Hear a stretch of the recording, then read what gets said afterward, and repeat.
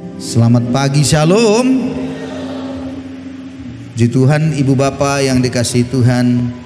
Hari ini saya bersyukur sekali untuk kita boleh kembali beribadah. Kemarin kami ke Teluk Dalam dan hari ini kita sudah bersama dengan pengantin baru. Kami kemarin berangkat ke sana 19 orang dan dengan hadirnya satu genaplah 20 orang kami pulang. Ya, haleluya ya saudara-saudara. Bolehkah bangkit berdiri pengantin baru? Lucian dan juga Yosuernya. Ya, tepuk tangan buat mereka hari ini. Gimana? Cocok?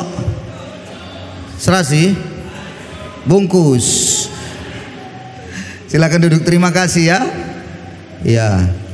Malam hari kami tiba 10:30 kemarin dan teman-teman yang lain ya, abang-abangnya yang lain semua beserta dengan orang tua mungkin sekitar jam 1 baru tiba di sini.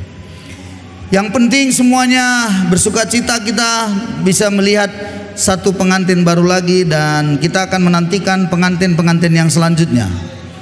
Haleluya saudara-saudara.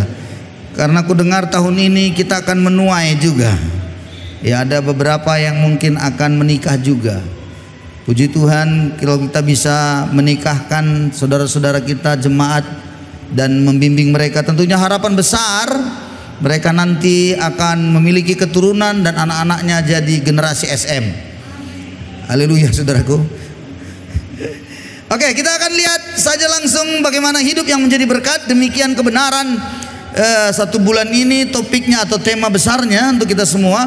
Dan pada kesempatan ini saya kembali mengingatkan saudara bahwa menjadi berkat bukanlah berbicara banyaknya harta. Katakan amin.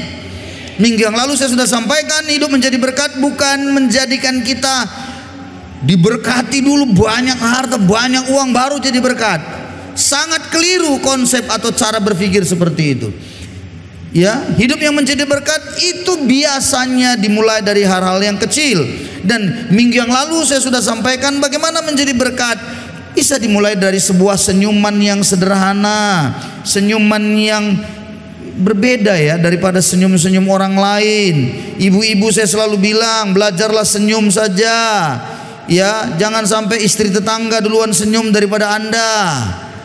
Halo, dan saya beritahu bahwa kita perlu sekali saudara perkara-perkara kecil yang harus dikembangkan. Hidup yang menjadi berkat bukan berbicara tentang banyaknya yang kita bisa beri atau perbuatan yang kita bisa lakukan, tapi sekali lagi hal-hal yang sederhana yang bisa kita kerjakan, dimulai dari situ. Dan jangan lupa bahwa hidup ini, prinsip hidup menjadi berkat itu artinya Anda dan saya memberi dampak baik positif bagi sekeliling Anda. Dan dengan kebaikan Anda yang kecil sederhana sekalipun itu mampu membawa orang di sekeliling Anda merasakan aura yang baik, positif, yang menyenangkan baginya. Anda sudah menjadi berkat. Dari perkataan Anda, tindakan Anda yang sederhana, kata-kata motivasi Anda, dukungan Anda, sikap Anda, dan itu semuanya menjadikan kita menjadi orang yang bisa menjadi berkat.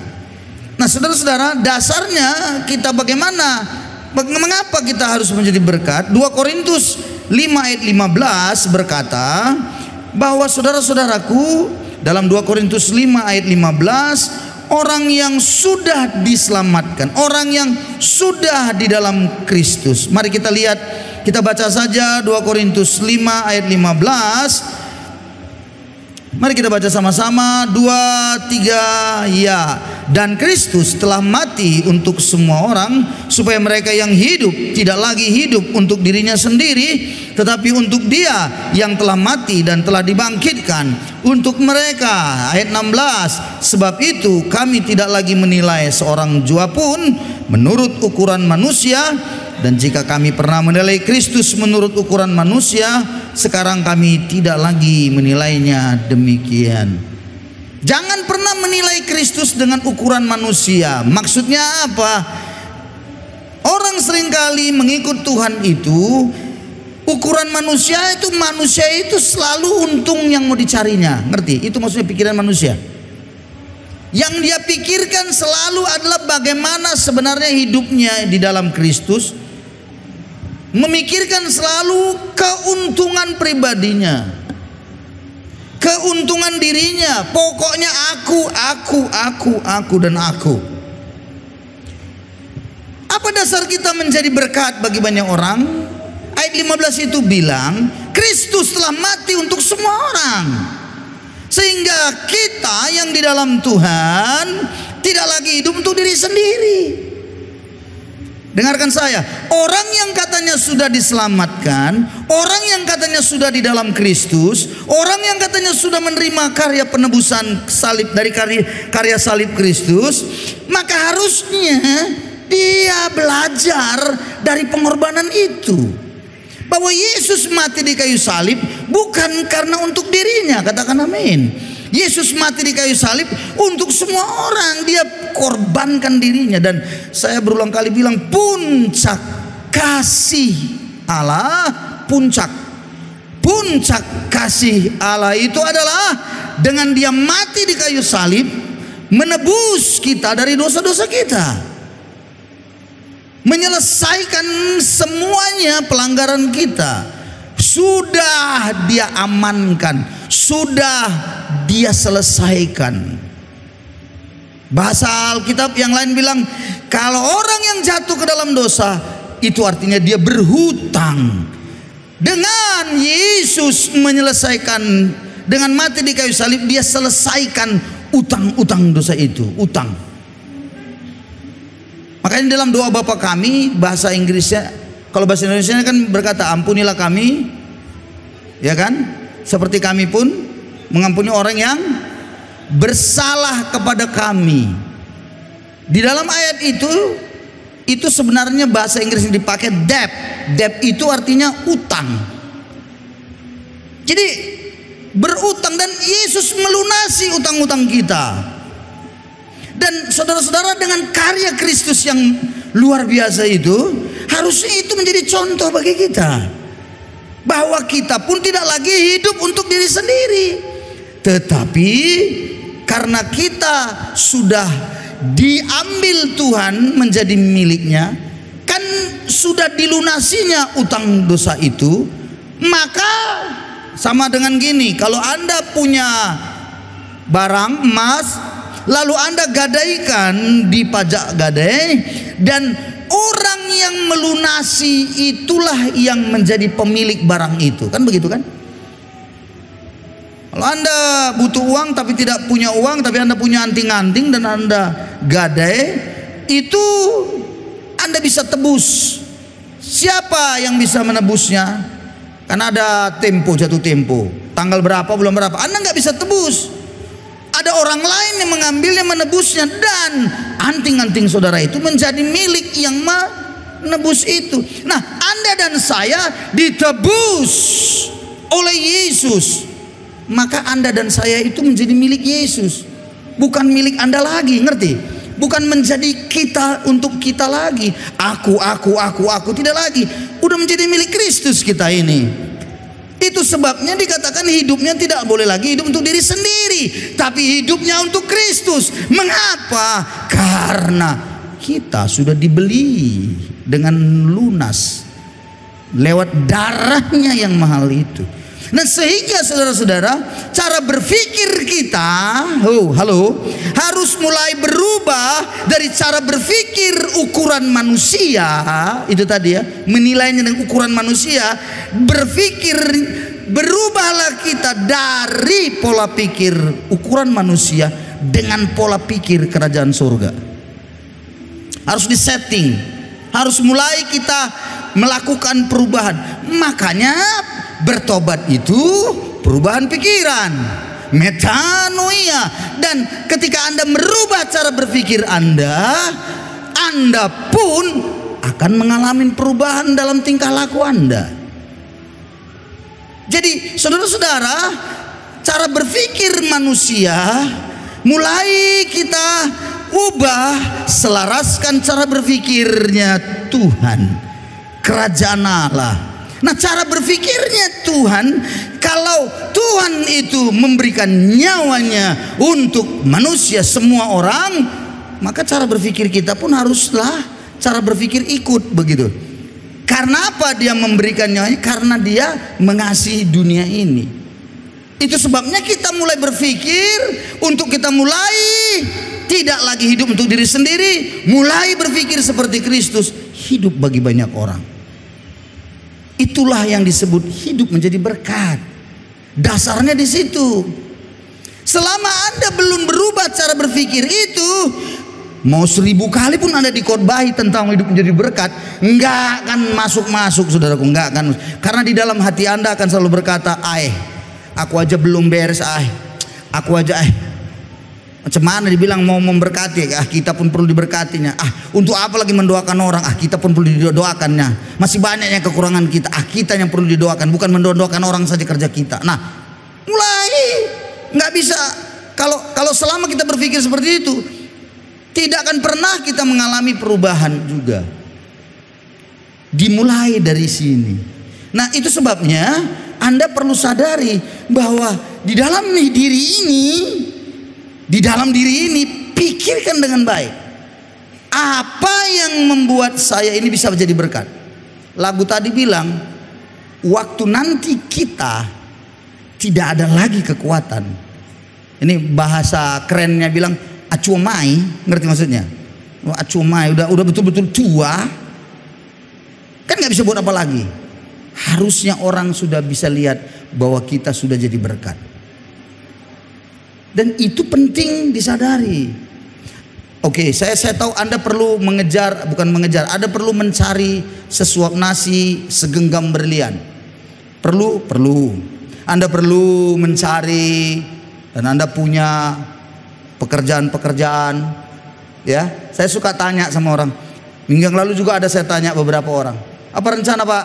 Apa rencana Ibu? Ini, saya buka usaha ini, Pak. Wih, keren. Apa rencana gini? Inilah, Pak. Ini puji Tuhan lah ini, ntar lagi saya akan pensiun, saya mau buat ini. Good. Apa rencana? Inilah, kita mau bikin rumah makan begini. Good. Apa rencana gini? Nggak ada yang ku dengar. Apa rencana? Inilah, Pak, saya mau berdoa untuk seseorang ini. Saya mau berdoa untuk itu, Pak, supaya mereka diberkati. Nggak ada. Itu artinya masih mikir diri sendiri. Tahu nggak, saudara-saudara? Nangkap maksud saya? Nangkap? Apakah saya salahkan saudara? Enggak. Jangan merasa tertuduh bersalah. Enggak. Cuman saya berpikir begini, kalau semuanya kita mikirin diri sendiri, nih contoh nih, cuman mikirin apa yang untuk saya cuman mikir gini, gimana gereja ini bisa maju nanti ke depan?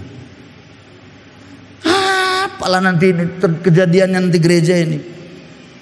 Aduh, bagaimana lah ya? Toso Jojo, lihat pemain musiknya aja nih.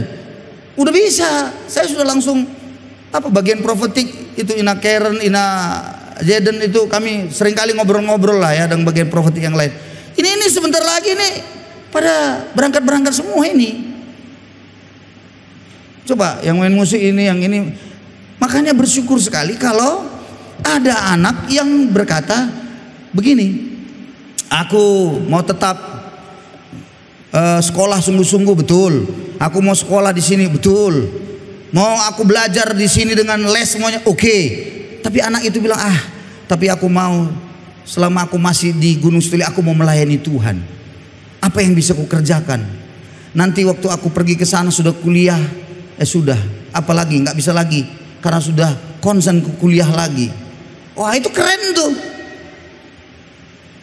Itu luar biasa. Anak-anak kita harus diajarin tuh.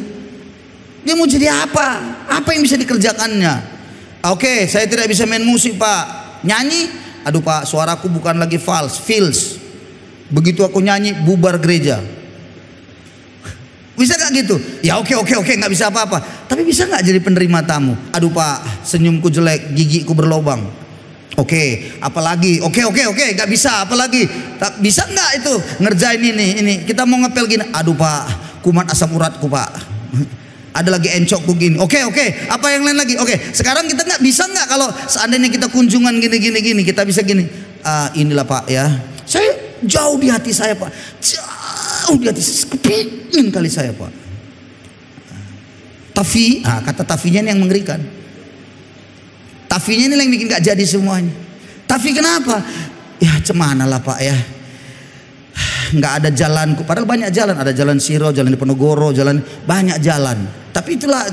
Tapi orang yang beginian kupikir untuk apa ya kita hidup ya?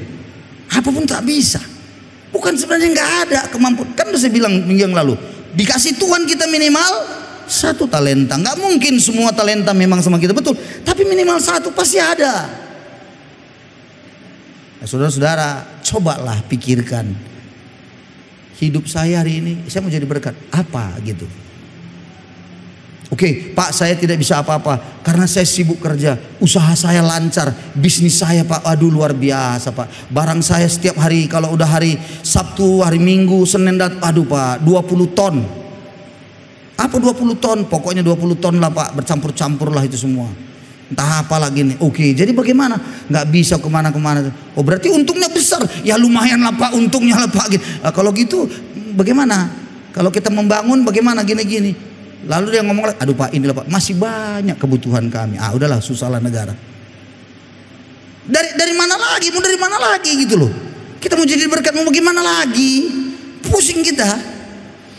Jadi selama Anda selalu berpikir terus menerus begitu, ya susah.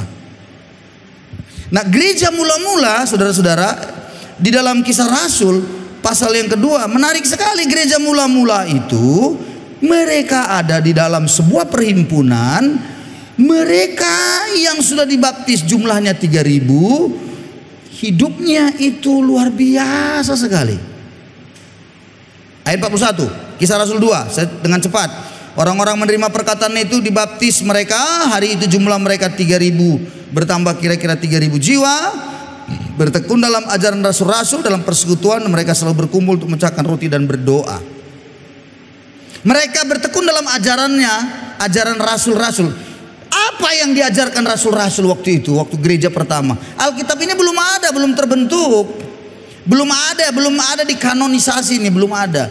Jadi waktu rasul-rasul kumpul, ingat ya jumlahnya 3.000. 3.000 itu artinya saudara-saudara bukan berarti kumpul di satu tempat, gedung besar 3.000. Enggak. Enggak ada waktu itu gedung yang bisa menampung 3.000. Ini berbicara tentang kelompok-kelompok kecil di sana, kelompok-kelompok kecil. Seperti yang kita lakukan sel group di sana. Dan itu kelompok-kelompok itu mereka saling mengasihi, memecahkan roti dan berdoa. Dan mereka bertekun dalam ajaran rasul-rasul. Ajaran apa? Ajaran yang diterima langsung dari Yesus kepada para rasul. Ajaran itulah yang dibagikan.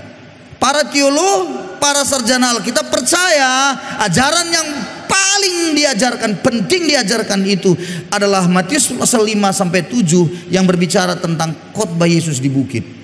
Berbahagialah engkau, berbahagia, dan itu hal apa saja di situ. Kekhawatiran ada, berpuasa ada, di situ semuanya. Dan itu diajarkan bagaimana cara hidup sesuai dengan yang Yesus ajarkan. Dan yang menarik saudara-saudara, sinkron semuanya itu apa yang diajarkan dengan kehidupan mereka. Nah, kehidupan mereka ayat 44 bilang semua orang yang telah menjadi percaya bersatu.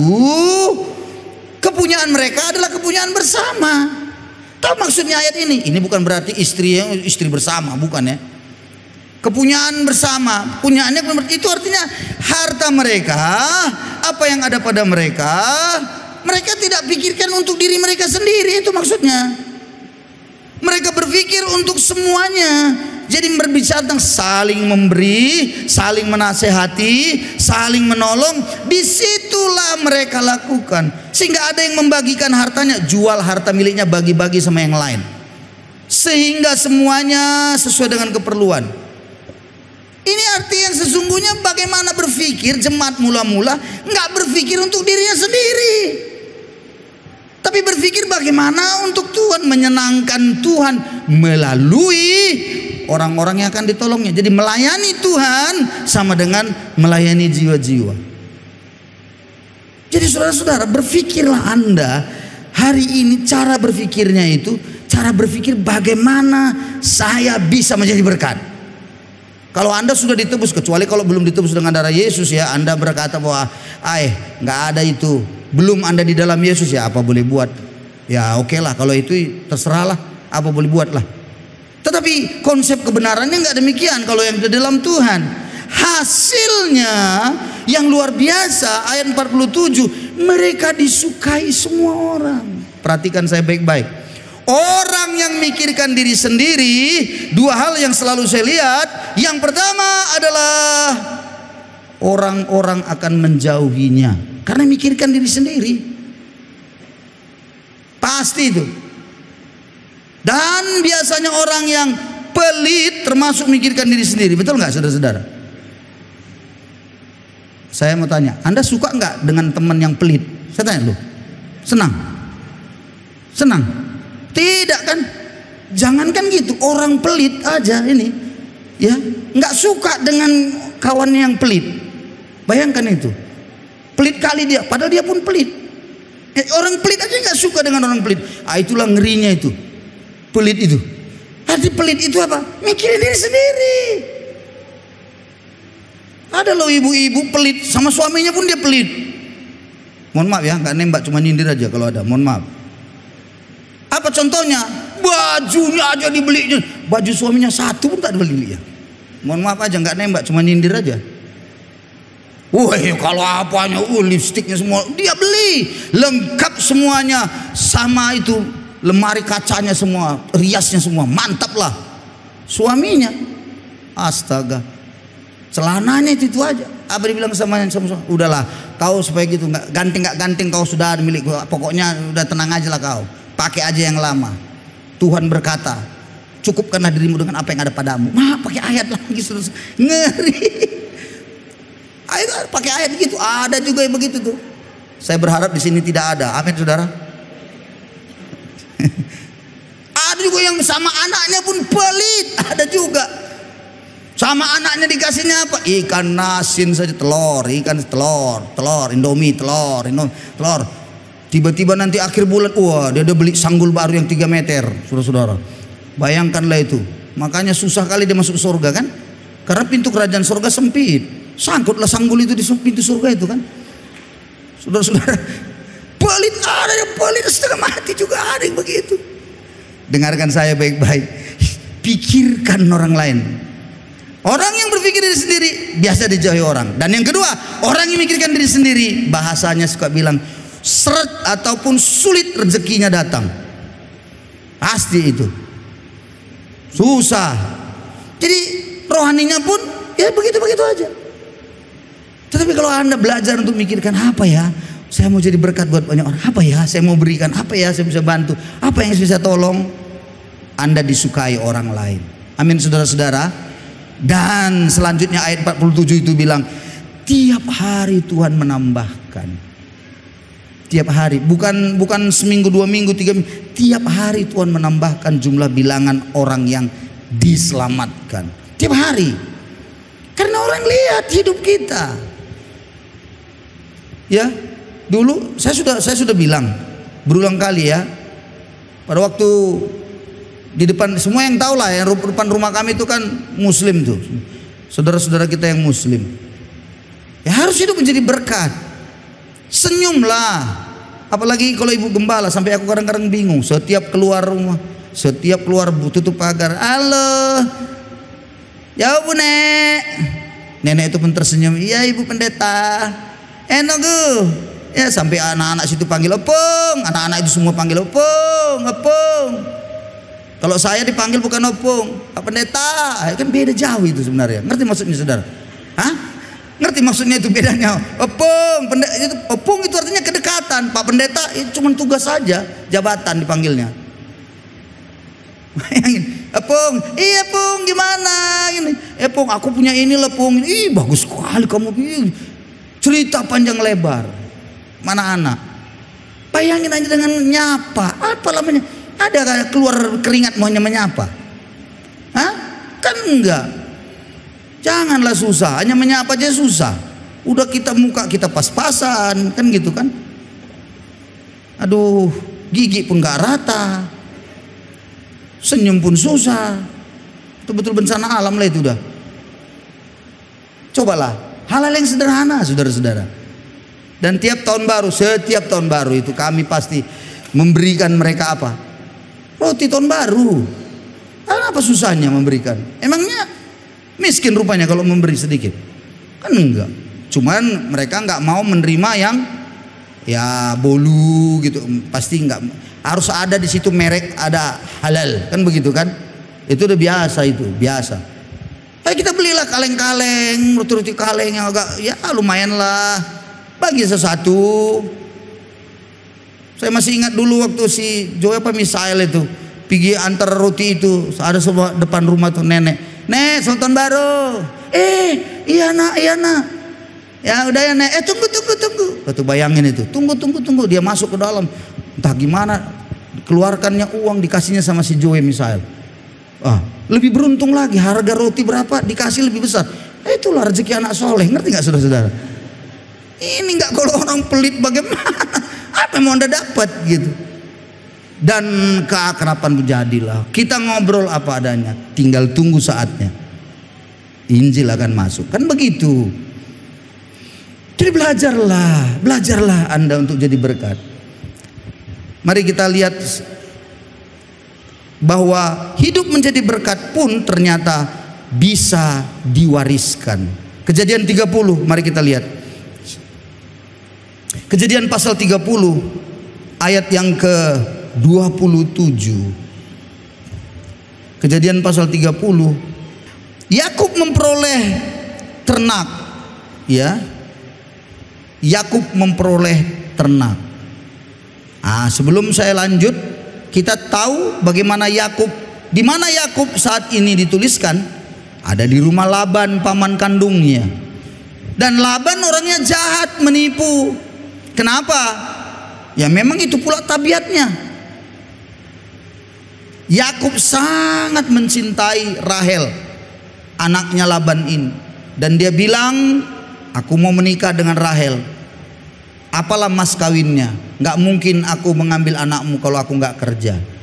Laban dengan entengnya bilang, 7 tahun kau kerja sama aku, ku kasih anakku sebagai maharnya, itu ku kasih.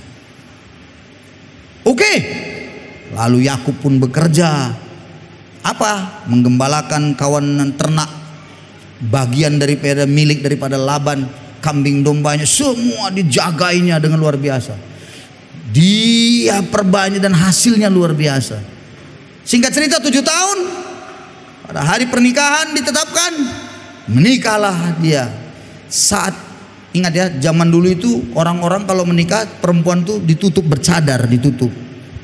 Nah setelah pesta pernikahan udah selesai gitu, bawa masuk ke kamar, ke dalam rumah, ke kemah, dibukalah cadarnya itu oleh Yakub.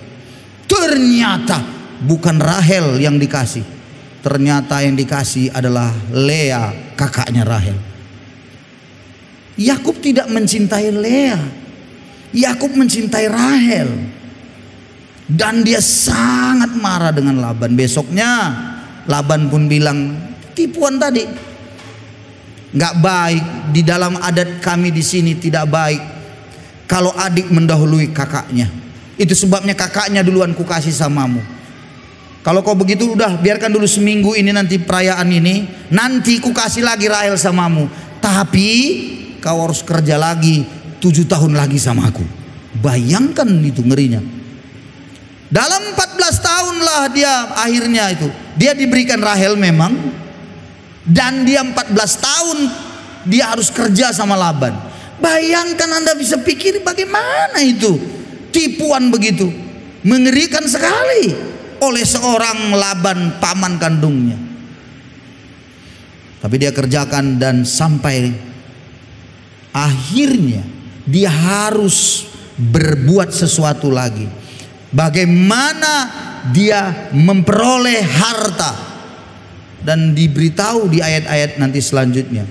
Dia bilang kepada Laban, "Oke, gini, aku sudah berulang kali kau tipu. Sekarang gini, ini kambing domba kita pisah. Kawanan kambing domba nanti yang beranak, belang-belang, bintik-bintik belang-belang punyaku. Tapi kalau yang kuat-kuat hitam punyamu. Di mana pernah ceritanya ada kambing belang-belang. Makanya Laban bilang, ya oke. Itu dalam hati Laban, mana ada kau dapat matinya kau ini, mana ada belang-belang. Tapi Tuhan memberkati dengan caranya. Lahirlah anak kambing yang belang-belang dengan caranya. Dan Daud melakukan sesuatu. Anda baca nanti semuanya. Yakub membuat sesuatu sehingga akhirnya jadilah anak kambing domba itu belang-belang. Itu menjadi milik. Kalau yang pincang-pincang yang lemah, dibiarkan Yakub jadi milik Laban. Makin lama makin banyaklah hartanya, kan begitu. Tapi yang menarik, saya ingin kita bicara hidup menjadi berkat itu yang namanya menjadi warisan. Mari kita baca ayat 25 sampai 27. Setelah Rahel melahirkan Yusuf, berkatalah Yakub kepada Laban, izinkanlah aku pergi supaya aku pulang ke tempat kelahiranku dan negeriku. Berikanlah istri-istriku dan anak-anakku yang menjadi upahku selama aku bekerja padamu, supaya aku pulang, sebab aku tahu betapa keras aku bekerja padamu. Jadi sudah jelas. Ayat 27, perhatikan kata Laban. Tapi Laban berkata kepadanya, sekiranya aku mendapat kasihmu, telah nyata padaku bahwa Tuhan memberkati aku karena engkau. Halo, bisa dibayangkan Yakub ada di rumah Laban. Laban itu diberkati karena ada Yakub di situ. Dan Laban mengakui dengan jujur, aku ini diberkati karena kau ada di sini. Itu sebabnya dia tidak mau Yakub itu pergi.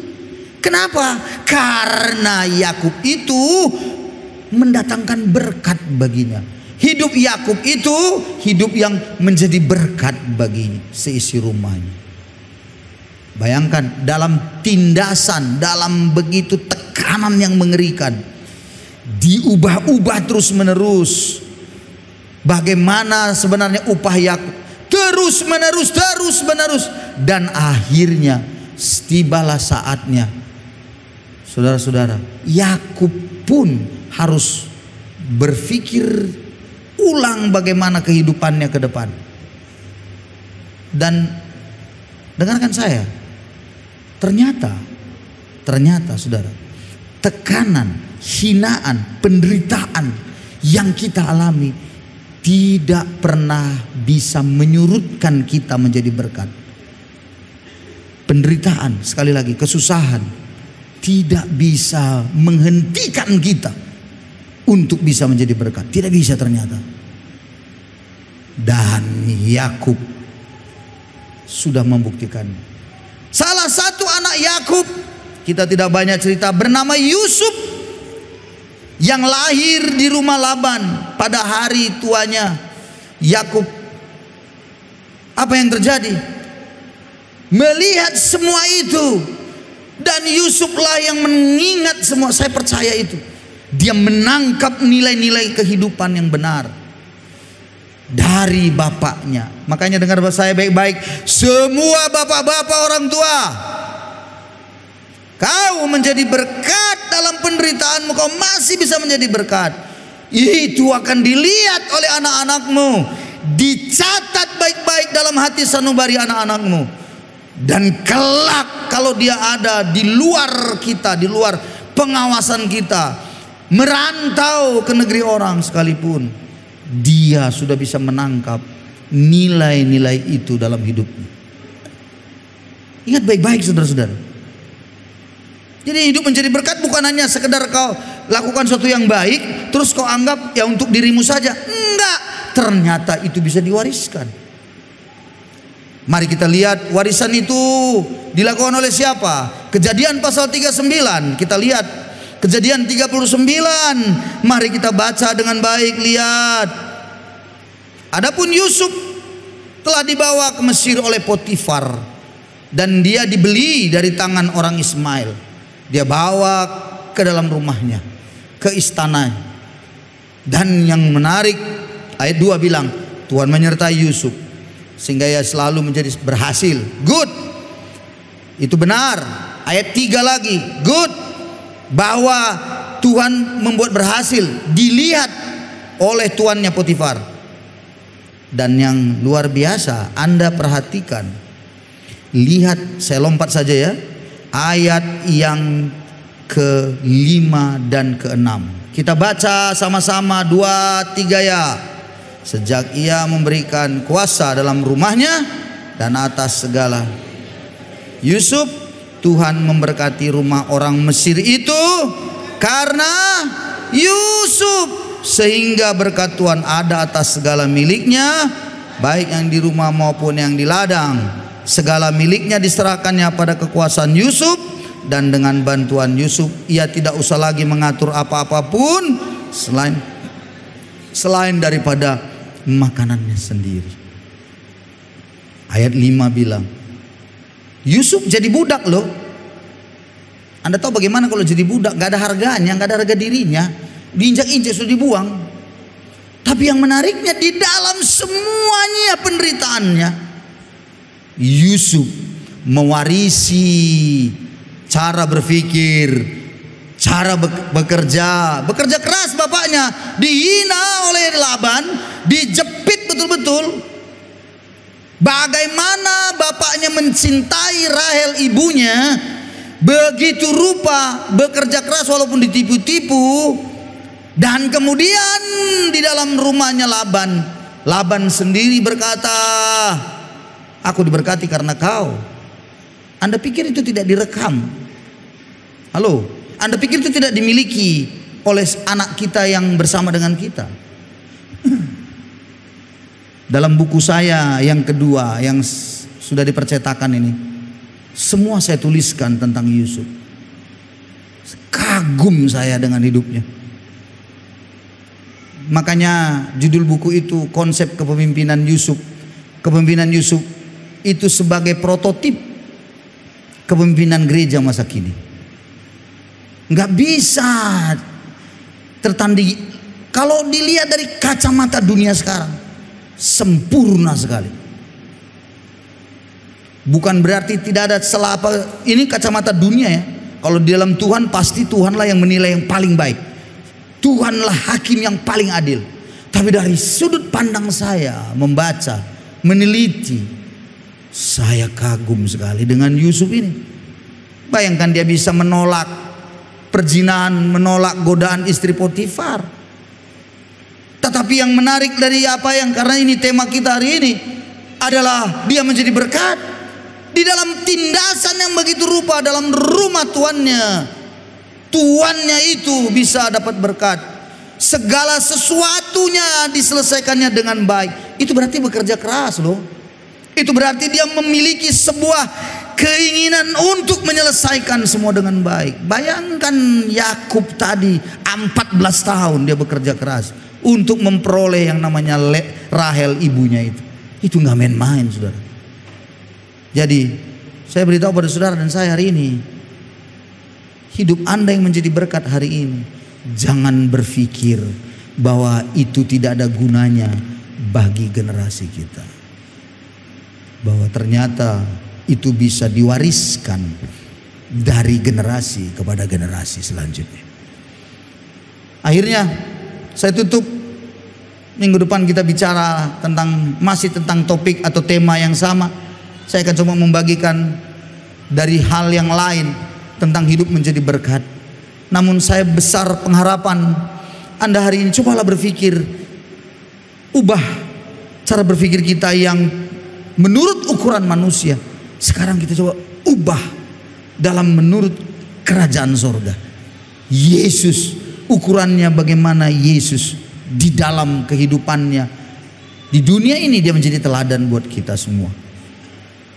Sing-singkan lengan baju Anda, pulang dari sini, jadilah berkat buat banyak orang. Jadilah berkat buat tetangga Anda, jadilah berkat buat sekeliling Anda, jadilah berkat dalam rumah tangga Anda. Jangan bikin rusuh, bikin banyak kesusahan. Minggu yang lalu saya sudah katakan, ada satu komunitas kecil, baik-baik, rukun di dalam. Tapi begitu Anda masuk, ada hancur persekutuan itu rusuh, persekutuan itu rusuh, komunitas itu artinya Anda tidak menjadi berkat. Akhir kisah saya tutup, ada sebuah kisah menarik yang saya ingat di tahun waktu saya masih sangat muda, tahun 90-an. Tahun 90-an ada seorang ibu, dia ibu rumah tangga, namun suaminya adalah seorang di PTP begitu ya, kerja. Lalu ibu ini ya namanya ibu rumah tangga lah, apalah yang bisa kita lihat kalau di gereja nggak kelihatan begitu. Kalau dibilang kan kalau gereja itu hepot begitu ya, wah kan banyak ibu-ibu kalau melayani misalnya di gereja kan pokoknya nolongin apa semua sibuk. Ibu ini nggak diem, tenang saja. Tapi yang membuat kami kaget ketika dia meninggal dunia. Waktu dia meninggal dunia, anehnya yang datang ke rumah yang kami lihat waktu itu bukan saudara-saudara dekat dari kampungan. Yang banyaklah yang datang pemulung, banyaklah yang datang orang anak-anak panti asuhan nggak jelas dari mana, pokoknya nggak ngerti kita. Adalah istri-istri tukang-tukang beca. Waktu mereka datang, mereka nangis, mereka bilang, "Ibu." Semuanya bingung. "Ibu, kita nggak kenal siapa." Anda tahu ternyata apa? Memang ibu itu ibu rumah tangga yang tidak terlalu kelihatan, tanda kutip sepertinya berohani kali, tidak. Tetapi orangnya ternyata setiap ada pemulung datang apa dikasihnya beras, ditolonginya. Pergi ke sana ada tukang-tukang beca apa dibantuinya. Pergi lagi dia ke sana ada panti yang apa dikasihnya lagi di situ. Seberapa yang dia mampu pokoknya gitulah. Ternyata semua yang sudah dikerjakannya itu diingat oleh mereka semua. Dan waktu dia meninggal, mereka beramai-ramai datang ke rumah itu. Di situ saya nampak sebuah kesimpulan bahwa ternyata orang yang sudah jadi berkat bukanlah berbicara saat dia juga masih hidup saja, tapi nanti waktu dia dipanggil Tuhan, waktu dia tidak ada lagi, orang akan merasa kehilangan. Itulah artinya sudah jadi berkat. Pertanyaan saya, kalau seandainya engkau tidak ada lagi, besok lusa kau dijemput Tuhan, kira-kira siapa yang akan menangisi? Siapa yang kau bisa pikirkan? Siapa yang akan merasa kehilangan? Coba pikirkan baik-baik. Ada orang yang mungkin kehilangan, yang merasa kehilangan seisi rumahnya, ya pasti, yes, wajar itu. Tapi mungkin ada beberapa teman-temannya, iya. Tapi kalau kita berpikir, ada orang-orang ketika kita tidak ada lagi, maka banyak orang merasa, aduh kenapa dia cepat sekali dipanggil Tuhan, kenapa gini-gini. Itu artinya Anda jadi berkat. Tapi kalau Anda mati lalu dibilang memang terlalu lama dia hidup di dunia ini, itu berkat, udah betul-betul kurang asam lah betul hidupmu. Ngerti maksudnya? Atau jangan pula nanti kalau kau meninggal ibu, datanglah orang menangis, tiba-tiba datang sampai kita bingung, nangis ya di peti mati. Naga bulan ya udah nangis lah begitu. Kita pun bilang, udah ibu sudah. Ditanya, kenapa ibu nangis sekali? Kenapa dia cepat kali mati le? Kenapa ibu gini? Belum dilunasinya utang-utangnya le. Itu udah bahaya itu. Kalau udah begitu udah susah lah. Kalau kayak gitu udah berat. Itu udah nggak jadi berkat lagi Anda. Coba pikirkan baik-baik. Kalau Anda tidak ada, jadi berkat nggak Anda? Sama ini semua yang pelayan musik ini, pemain semua, pemain apa ini yang di atas mimbar ini. Besok lusa kau merantau. Kalau kau merantau pergi, kau tidak ada lagi, kira-kira kami ini merasa kehilangan sekali atau tidak? Itu artinya kau sudah jadi berkat. Kalau kau bisa mau pergi atau tidak, kami nggak merasa kehilangan, itu berarti kau tidak jadi berkat. Begitu aja. Semua yang melayani orang-orang muda, siapa saja, begitu dia pergi tidak ada lagi, kita kehilangan. wah itu berarti dia sudah jadi berkat buat kita selama ini. Itu sebabnya hari ini saya tutup. Mari ibu bapak, singsingan lengan baju Anda, kita jadi berkat bagi banyak orang. Kita beri tepuk tangan pada Yesus kita. Haleluya. Terima kasih Tuhan.